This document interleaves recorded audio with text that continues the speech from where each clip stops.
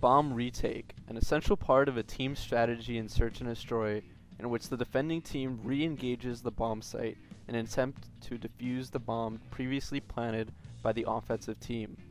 In one of the most intense Search and Destroy maps of the entire year, Team Caliber defeated Evil Geniuses in a Game 5 to reset the bracket and force the second series and the grand finals of the 2018 CWL Championships. A back-and-forth effort by both teams on Saint-Marie-du-Mont, one of the first villages in France liberated in the D-Day invasion on June 6, 1944, featured some incredible defensive play in the form of bomb retakes to win crucial rounds in the highest pressure situations of the entire season. The bomb retakes by these two top teams were a major factor in the defensive side winning 7 of the 10 rounds on this map. So ironically, on this map it was D-Day, as I mentioned earlier. However, in this case, the D stood for defense. The first round started with a Team Caliber first blood, as would an impressive 8 more rounds in this 10-round S&D map. It was important not only for TK to strike first each round to give them a man advantage, although they would lose a few of those rounds, but it was also important to take that advantage away from EG, who were lights out when it came to winning rounds after drawing first blood. They ended up with a 42-7 record, or an 86% win rate during this event. Now, by no way is this retake by TK that strategic, as we will see in some of the retakes in the later rounds, other than the positioning of TK to capitalize on their man advantage in this round, but I really do want to emphasize the importance of a first blood and how it benefits a team on defense attempting to retake the site. Kenny and Enable are at the mid-cut looking to enter the site together. Accuracy is playing top red to see if he can catch anyone who might be playing aggressive, pushing arches, and Pharaoh is waiting in the barn for his teammates to push, and he will converge when they do. Meanwhile, for EG, Silly is watching mid from the sandbags, Apathy is watching anyone trying to full flank, and Aches is trying to see if he can catch anyone rotating through arches or mid. It's important to note that none of EG's players are really in a position to trade with each other, and they are basically trusting their teammates to win their 1v1 gunfights. As Kenny gets super weak, he wins the gunfight on Silly, and Accuracy takes out Aches from the top red power position with an AR while he's looking towards arches.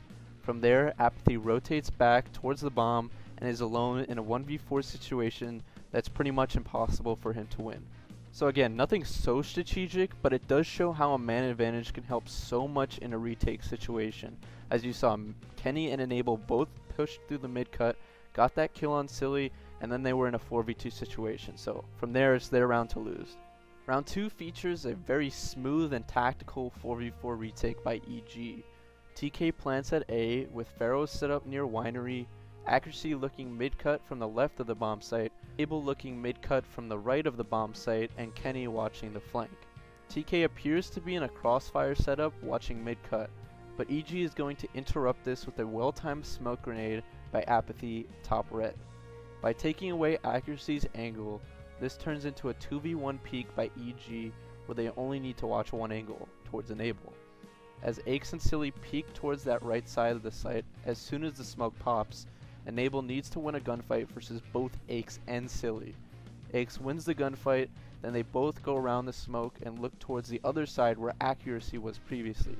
This clean break gives EG a 4v2 advantage. Meanwhile, Kenny wins a 1v1 gunfight on the flank over Assault.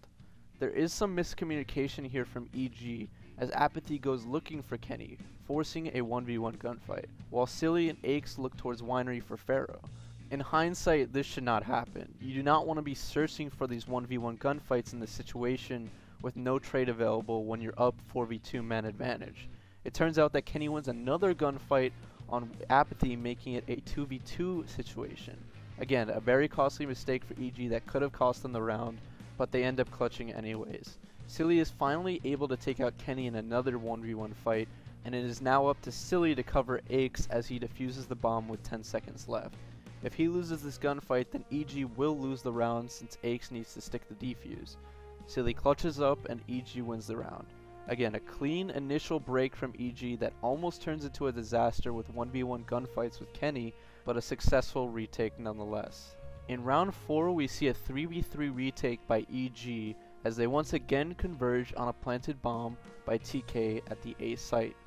EG, in the form of Silly, Aches, and Assault, group up together near the barn side of the site and move together. Aches finds a very good shot onto accuracy on the box head glitch on the shack side of the site. This causes Enable to challenge Aches and trade the kill behind the sandbags. Enable is successful, but at the cost of his own life, since EG are quick to play their trade kills. I highlighted this in my last theater room video, but EG's trade work was impeccable throughout this entire event. Pharaoh is now stuck in a 1v2 situation with Silly and Assault both knowing his location towards Shed, since Assault saw the grenade being thrown from that direction. Both EG players move together towards the actual site and find Pharaoh on the yellow box head glitch. They shoot him at the same time and he has no chance at all. EG with a perfectly executed 3v3 retake on the A site, making it 2 successful defensive A retakes in a row for them on this map. The last successful retake I'll look at on this map comes in round 7 and features great usage of tacticals and timing. TK plays a passive defense in this round and fully gives up the B site while EG plants. Now here's a retake that shows how effective tacticals can really be in a retake. You don't always see these from a general spectator point of view while watching the game, but you will see it in a detailed review of a VOD. Enable is going to throw a smoke grenade into the B site entrance that Kenny will use to enter the site later on. Meanwhile, Pharaoh is going to throw a set flash to hit a player, which will actually be Assault behind the radio tower, which will eventually secure a kill for Accuracy, who is at the top red cutout. Accuracy wins this gunfight, which I can guarantee you he would have lost if Assault wasn't stunned. You can actually see how many times Assault gets hits on him. Then Kenny pushes through the smoke and finds Apathy prone on the floor.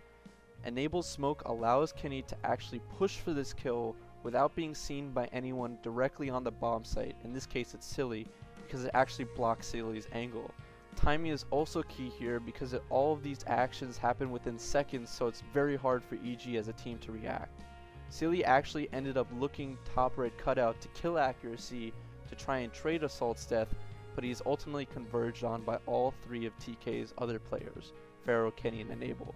Aches is now left in a 1v3 situation with no possible way to re-enter the site, and he will end up getting sniped by Pharaoh. TK defuses the bomb, and we will see the 4th successful retake during this map.